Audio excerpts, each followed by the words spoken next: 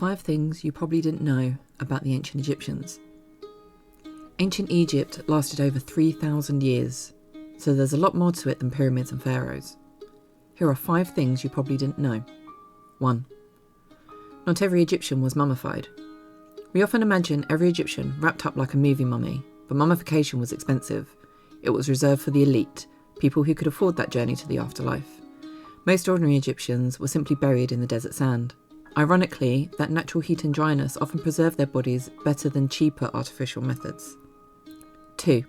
Cleopatra is closer to us than to the pyramids. The Great Pyramid at Giza was already ancient when Cleopatra ruled. 2,500 years separate the pyramids and Cleopatra, and only 2,000 years separate Cleopatra from us. So Cleopatra lived nearer to the invention of the internet than she did to the building of the pyramids. A good reminder of just how long Egyptian civilization endured. 3. Hieroglyphs were thought to hold magical power. In ancient belief, writing someone's name gave them a kind of immortality. That's why rulers had their names carved into walls, statues, and temples, not just for ego, but to make sure their names survived forever. Which leads perfectly to the next point. 4. Akhenaten and Tutankhamun were nearly erased from history.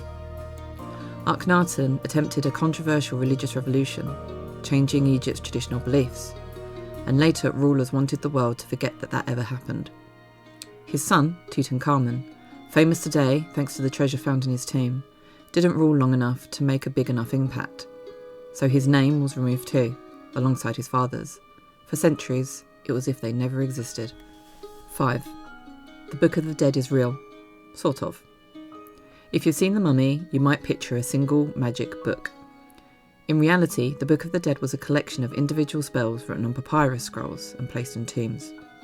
Each spell acted like a guidebook for the afterlife, offering protection, directions, and passwords to help the deceased reach eternal life. I'm currently running in-person and free virtual Ancient Egypt sessions for home-educated children.